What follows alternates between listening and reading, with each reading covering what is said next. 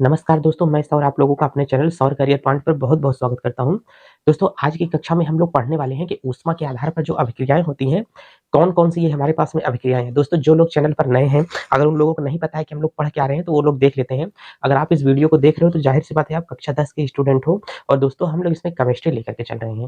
Chemistry में दोस्तों हम लोगों का पहला चैप्टर स्टार्ट है और एंडिंग की ओर आज हम लोगों का ये लास्ट वीडियो हो सकता है, नहीं तो एक वीडियो इसके बाद हो सकता है कि और जाए। उसके बाद में दोस्तों ये चैप्टर हम लोगों के पास में पूरी तरीके से फिनिश है कि रासायनिक अभिक्रियाओं के प्रकार क्या-क्या हो सकते हैं। तो दोस्तों अगर यहीं से बात हम लोग और करेंगे जो बच्चे नए हैं कि सर इसमें चैनल में हम लोग पुरानी वीडियो पाएँगे कैसे? कि जैसे हमने हमारी और वीडियो अपलोड हो गई है दोस्तों, कुल मिलाकर के 10 वीडियो हमने अपलोड कर दिया है।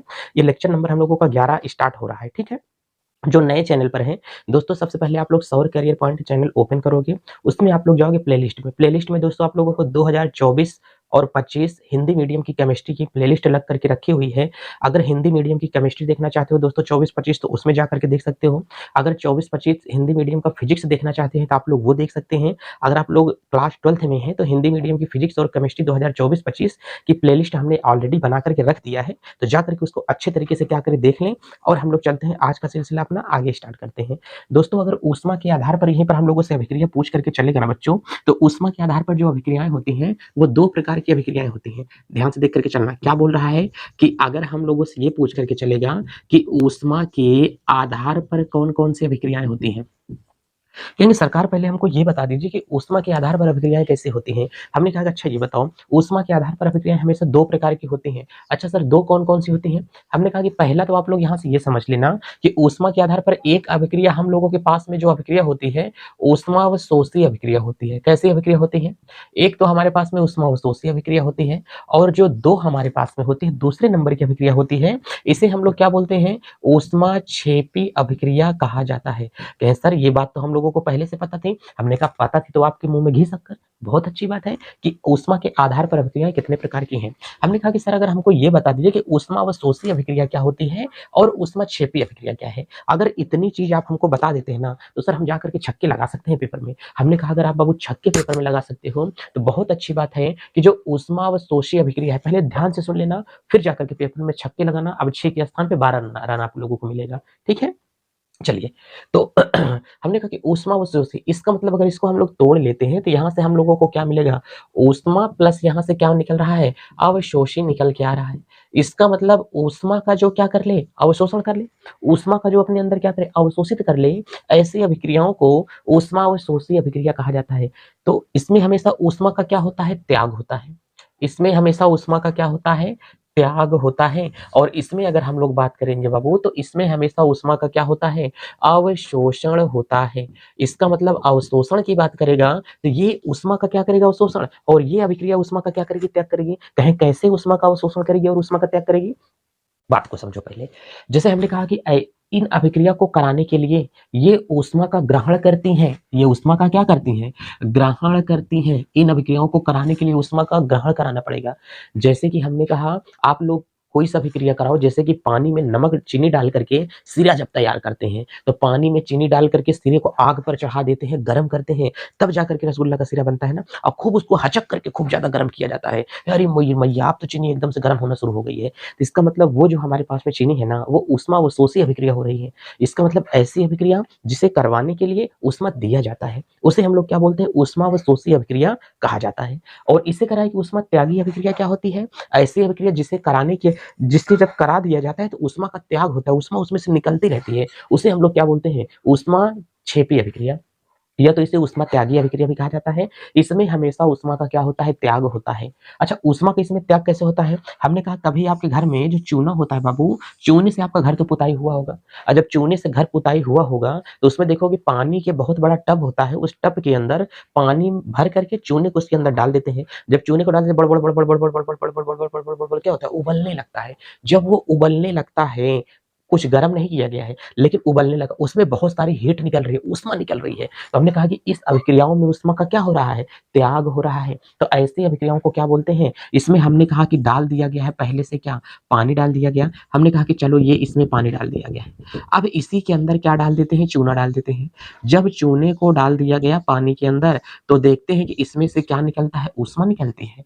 इसमें से क्या निकल रहा है? ऊष्मा निकल रही है। जब इसमें से ऊष्मा निकल रही है तो इसे हम लोग क्या बोल सकते हैं, ऊष्मा का त्याग हो रहा है। इसमें ऊष्मा का क्या हो रहा है, त्याग हो रहा है। तो जिस अभिक्रियाओं में ऊष्मा का क्या होता है, त्याग होता है, उसे क्या कहा जाता है, ऊष्मा त्यागी अभिक्रिया कहा जाती है। हमने कहा कि शादी क्या होती है, एक में तो दहेज लिया जाता है शादी में, और एक दहेज लेस शादी होती है जिसमें दहेज दहेज का त्याग कर दिया जाता है कि हम दहेज लेकर के शादी नहीं करेंगे। तो इसका मतलब जब दहेज लेकर के शादी नहीं करेंगे तो वहां पर क्या होता है, हमने कहा कि दहेज का त्याग कर दिया गया है वहां से, तो हमने कहा कि दहेज त्यागी शादी है। कैसी है, दहेज त्यागी शादी हो रही है। और जब दहेज लेकर के तब शादी करें तो दहेज अवशोषी शादी कहलाएगी। इसका मतलब दहेज को लिया गया है। अब एक एक को अच्छे तरीके से समझते हैं। अगर कभी भी आपके सामने आ जाएगा कि ऊष्मा के आधार पर अभिक्रियाएं कितने प्रकार की होती हैं, तो ऊष्मा के आधार पर जो अभिक्रियाएं हैं ये हमको देखने को मिलेगा, 2 प्रकार की अभिक्रियाएं होती हैं।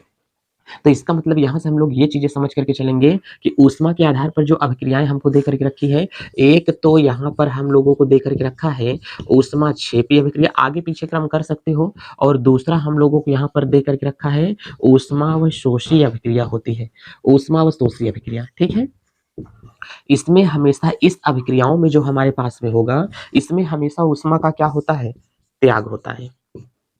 इसमें हमेशा ऊष्मा का त्याग होता है, और इसमें हमेशा ऊष्मा का क्या होता है, ग्रहण होता है। ऊष्मा का हमेशा क्या हो जाएगा, ग्रहण होता है। ग्रहण होने के कारण ही तो इस अभिक्रिया का जो नाम पड़ा हुआ है, इसे नाम क्या पड़ा हुआ है, ऊष्मावशोषी अभिक्रिया रखा गया है। अब हमने कहा कि ऐसी अभिक्रिया जिसे कराने के लिए क्या बोला जाएगा, ऐसी अभिक्रिया जिसे कराने के लिए ऊष्मा की आवश्यकता हो उसे ऊष्मावशोषी अभिक्रिया कहते हैं। जिसे कराने के बाद में ऊष्मा का त्याग होता है, ऐसी अभिक्रियाओं को कौन कौन सी अभिक्रिया कहा जाता है। तो पहले बच्चा आप लोग हेडिंग बना लो कि ऊष्मा क्षेपी अभिक्रिया किसे कहते हैं, या ऊष्मा क्षेपी अभिक्रियाएं हमारे पास में क्या होती हैं। ठीक है, यही हेडिंग हम लोग यहाँ से लगा करके चल रहे हैं कि ऊष्मा क्षेपी अभिक्रियाएं क्या होती हैं। चलो देरी न करते हुए बच्चा इसका हम लोग यहाँ से अच्छे से समझ करके चलते हैं कि ऊष्मा क्षेपी अभिक्रियाएं क्या होती हैं। तो ऐसी अभिक्रिया जिसे कराने के बाद में ऊष्मा का त्याग होता है, उस उत्पाद के साथ में ही ऊष्मा बनती है, ऐसी अभिक्रियाओं को ऊष्मा क्षेपी अभिक्रिया कहा जाता है। चलो, तो पहला हमने कहा कि जो हमारे पास में यहाँ से बन रहा है, इसे हम लोग बोल करके चलेंगे कैसी अभिक्रिया, ऊष्मा क्षेपी अभिक्रिया हमारे पास में है। चलो, इसका मतलब 1 नंबर तो आपको यहाँ से समझ में आ गया है कि जो ऊष्मा क्षेपी अभिक्रिया है, इसमें हमेशा ऊष्मा का क्या होता है, त्याग होता है। इसमें ऊष्मा का क्या होगा, त्याग, हर कंडीशन में ऊष्मा का त्याग होता है। हमने कहा कि जैसे आपको यहाँ पर कोई अभिकारक दे दिया जाए, देखो यहाँ पर आपको हमेशा क्या दे दूं मैं, अभिकारक दे दूं। हमने कहा कि चलो ठीक है, मैं आपको अभिकारक दे दिया, रिएक्शन यहाँ पे मैं बना रहा हूं, अभिकारक के साथ में क्या बन जाए, उत्पाद तो निकलेगा ही निकलेगा, प्लस इसके साथ में यहाँ से क्या निकल रही है, ऊष्मा बहुत सारी निकल रही है। जब बहुत सारी अगर इसमें ऊष्मा निकल जाएगी तो इसे हम लोग कैसी अभिक्रिया बोल देते हैं, ऊष्मा त्यागी अभिक्रिया कहा जाता है। इसका मतलब बहुत सारी इसमें ऊष्मा निकलती है। कहे कैसे इसमें बहुत सारी ऊष्मा निकलती है, हमने कहा कि ध्यान से समझना, अभिकारक को मिलाया तो क्या बनता है, उत्पाद बना, प्लस और क्या निकल रहा है, हमने कहा कि उत्पाद तो बना ही बना और साथ में और निकल रहा है क्या, ऊष्मा निकल रही है। जब उत्पाद के साथ में ऊष्मा प्लस में लिखी हो तो ऐसी अभिक्रियाओं को कैसी अभिक्रिया कहते हैं, ऊष्मा क्षेपी अभिक्रिया कहा जाता है। जैसे हमने कहा कि कोयला होता है, क्या होता है, हमने कहा कि आपको मैंने दे दिया कोयला, कहे चलो ठीक है, कोयले को दे दिया तो हमने कहा कि उसमें आपने क्या लगा दिया, आग लगा दिया। जब कोयले में आपने आग लगा दिया है, मच्छर बहुत उड़ रहे हैं, कोयले में जब आपने क्या लगा दिया, आग लगा दिया, तो आग लगने के कारण बताओ इसमें क्या निकल रहा है, कोयला प्लस आग निकला, तो हमने कहा कि इस दशा में कार्बन डाइऑक्साइड निकलता है। कौन सी गैस निकल रही है, कार्बन डाइऑक्साइड निकलती है। तो कोयला अगर जल रहा है तो हमने कहा कि उस दशा में कार्बन डाइऑक्साइड गैस निकली। लेकिन बताओ जब कोयला जला करके तापते हैं तो ऊष्मा निकलता है नहीं, अब एकदम लकड़ी जला लेंगे, अब आंच लग रहा है तभी तो कोयला जला करके बैठे हैं ना, तो आंचें लेने के लिए तो कोयला जलाए हैं, तो उसमें ऊष्मा नहीं निकल रही है, निकल रही है सरकार। तो हमने कहा बस आपको कार्बन डाइऑक्साइड के तौर पे धुआं निकला, लेकिन उसी के साथ में आपको क्या निकल रही है, ऊष्मा मिल रही है, प्लस और तुमको यहाँ से क्या मिला, कहीं ऊष्मा मिल गई।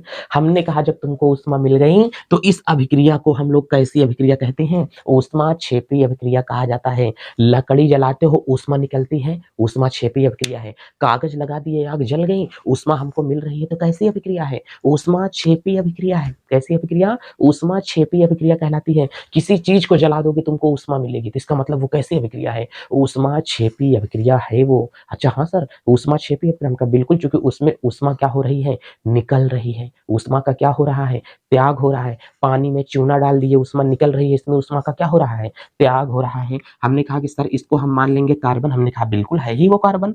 आग को मान लेंगे हम O2, हमने कहा बिल्कुल मानो। और जब दोनों को मिला देंगे, कार्बन में ऑक्सीजन अगर प्रवाहित कर देंगे, आग के संबंध में ला देंगे, तो हमारे पास में बन जाएगा कार्बन का डाइऑक्साइड। तो कार्बन का क्या बन गया? डाइऑक्साइड। और प्लस इसी के साथ में बहुत सी मात्रा में क्या निकलती है? हीट निकलती है। बहुत सारी मात्रा में क्या निकलती है? हीट। और जिसे हम लोग क्या बोल देते हैं? ऊष्मा बोला जाता है। एक बात तो आपको यहाँ से इस रिएक्शन को देख करके फिक्स हो जा रही है कि जब कभी भी अगर ऊष्माक्षेपी अभिक्रिया होगी तो उत्पाद में ऊष्मा हमेशा प्लस में लिखी होगी। ऊष्मा उत्पाद के साथ ये निकल रहा है। ठीक है, तो हमने कहा कि ये अभिक्रिया हुई है, इसका मतलब इसे कराने के लिए हमें क्या देना पड़ा है? ऊष्माक्षेपी अभिक्रिया का ये क्या है? उदाहरण है। बात समझिए, ऐसी अभिक्रिया जिसे कराने के बाद में बहुत सारी ऊष्मा त्याग होती है, जो ऊष्मा का त्याग करती हैं, ऐसी अभिक्रियाओं को ऊष्माक्षेपी अभिक्रिया कहा जाता है। एक बात तो ये एकदम तय हो गई।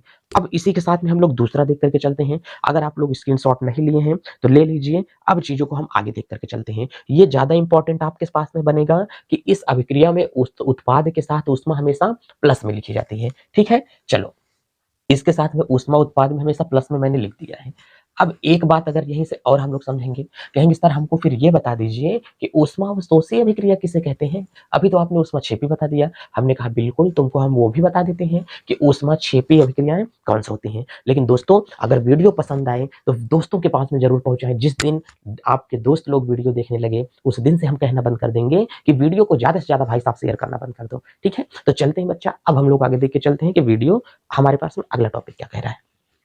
तो हमारे पास में जो अगला टॉपिक है वो कह रहा है कि ऊष्मावशोषी अभिक्रिया। ध्यान से देख करके चलना, यहां से क्या बोल रहा है? ऊष्मावशोषी अभिक्रिया। अब ध्यान से हमको ये देख करके चलो, ऊष्मावशोषी अभिक्रिया में हमको कह क्या रहा है? कह रहा है कि ऐसी अभिक्रिया जिसमें ऊष्मा क्या कराई जाए? ग्रहण कराया जाए। जो बिना ऊष्मा लिए वो हो ही ना, तो इसका मतलब ऐसी अभिक्रियाओं को ऊष्मावशोषी अभिक्रिया कहा जाता है। बाकी और चीजें हम लोग देख करके चलते हैं कि इसमें हमेशा ये जितनी अभिक्रियाएं हम लोगों को दी जाएंगी, सारी की सारी अभिक्रियाएं किसमें दी रहती हैं? ऊष्मावशोषी अभिक्रिया के अंतर्गत ही सारी की सारी अभिक्रियाएं हमारे पास में आने वाली हैं। चलिए देरी ना करते हुए दिशा सूचक, चलो तो ऊष्मावशोषी जो हमारे पास में अभिक्रियाएं हैं इसको देख करके चलते हैं। तो जैसे हम लोगों को यहाँ पर एक टॉपिक और दे देता है कि ऊष्मावशोषी अभिक्रिया है तो ये कैसे है। हमने कहा कि चलो पहली बात बताओ, ऊष्मावशोषी अभिक्रिया अगर तो कोई तुम्हारे पास में क्या है? अभिकारक है। हमने कहा चलो ठीक है, कोई अभिकारक है। अभिकारक को जब तुमने गला दिया, पिघला दिया, क्रिया करा करके, तो हमने कहा कि तुम्हारे पास में क्या बन गया? उत्पाद। लेकिन जो उत्पाद बना है बिना ताप दिए नहीं बना, बिना गर्म किए नहीं बना। तो ये उत्पाद कब बना? तुमने इसको ताप दिया, तुमने इसको क्या दिया? ताप दिया है। तो ये उत्पाद आया कब? तो हमने कहा कि ये उत्पाद आया तब है, हाँ ये उत्पाद आया तब है जब इसने ऊष्मा को ग्रहण किया। ये उत्पाद आया तब है जब उसमें ऊष्मा को ग्रहण किया। और जब कोई चीजें ऊष्मा का ग्रहण कर लेती हैं तो वो चली जाती है माइनस में, और माइनस में जब वो चली जाएंगी ना, तो हमने कहा कि बताओ माइनस में जाने के बाद में अब हमने कहा कि ऊष्मा का ये ग्रहण किया। ये ऊष्मा का क्या किया? ग्रहण करके रखा है। ये जो माइनस यहाँ पर लगा है ये बताता है कि ये ऊष्मा का क्या कर रही है? ग्रहण कर रही है। हमने कहा कि कोई क्या है? देखो, अब ध्यान से देखो, हमने कहा कि जैसे जब लोगों की तुम क्या कराते हो? शादी कराते हो। तो इसमें हमने कहा कि जो लड़की होती है ये अपने साथ में एक लड़का लाती है जो कि अपने ससुराल का दामाद होता है। ससुराल का क्या होता है? दामाद होता है। जो लड़की के साथ में जिस लड़के की शादी हो वो दामाद होगा, लेकिन ये दामाद, हमने कहा कि ये लड़की दहेज लेकर के आई है। क्या करके आई है? ये दहेज लेकर के आई है, तो दामाद क्या है? ग्रहण किया है। दहेज ग्रहण किया, तो ये किसमें है? माइनस में। अगर ये दहेज ना लिया होता तो किसमें होता? प्लस में होता। यही क्रिया हमको यहाँ से समझनी है, बाकी इसमें कोई हलचल नहीं है। तो जब किसी रासायनिक अभिकारक में उत्पाद बने, लेकिन वो उत्पाद तब बने जब ऊष्मा दी जाए तब बने, नहीं तो वो जाकर के अभिक्रिया कैसी होगी? ऊष्मा अवशोषी अभिक्रिया होगी। चलो, अब हमने कहा कि जैसे आप लोग देखे होंगे कि हमारे पास में, अगर यहाँ से आप लोगों को दे देता हूँ कि जैसे यहाँ से एक एग्जांपल के तौर पर यहाँ पर आप लोगों को दे दिया जाए, हमने कहा कि हमारे पास में क्या होगा? नाइट्रोजन। और मैंने आपको क्या दे दिया? ऑक्सीजन। तो ये जो यहाँ से आप लोगों को बना करके रखेगा, ये नाइट्रोजन मोनोऑक्साइड यहाँ से जो बनेगा, क्या बनेगा? नाइट्रोजन मोनोऑक्साइड बनेगा। लेकिन हमने कहा कि ये बनेगा कब? जब इसको बहुत सारी क्या दी जाएगी? ऊष्मा दी जाएगी। तो ऊष्मा जब बहुत सारी देंगे, तो उत्पाद के साथ में अगर ऊष्मा माइनस में लिखी रहे, तो ऐसी अभिक्रियाओं को कैसी अभिक्रिया कहते हैं? ऊष्मावशोषी अभिक्रिया कहा जाता है। दोनों को रख तो दें, लेकिन बिना गर्म करे दोनों मिले ना। जब बिना गर्म करे ना मिले, तो कहाँ से ये अभिक्रिया हो सकती है? कभी नहीं हो सकती है। जैसे हमने कहा कि एक और अगर यहाँ से देखते हैं, हमने कहा कि नाइट्रोजन को दे दिया जाए और किसको दे दिया जाए? हाइड्रोजन को। तो बिना गर्म किए दोनों मिल सकते हैं? कभी नहीं मिलेंगे। कह रहा है कि यहाँ से हमने कहा कि 2NH कितना बन गया? 3। और इसी के साथ में हमने कहा कि इसको अमोनिया ताप लेकर के तब बनी है, तो ऊष्मा दिया गया है। तो इन अभिक्रियाओं को कैसी अभिक्रिया कहते हैं? ऊष्मावशोषी अभिक्रिया कहा जाता है। इतनी बात आप लोगों को समझ में आ गई है? चलिए, अब अगर ऊष्माक्षेपी अभिक्रिया और ऊष्मावशोषी अभिक्रिया आपके समझ में आ गया है, तब इसी के साथ में दोस्तों हम लोग आगे चलते हैं कि और कौन-कौन सी अभिक्रियाएँ हमारे पास में बन पा रही हैं। चलिए इसको हम लोग देख कर के चलते हैं।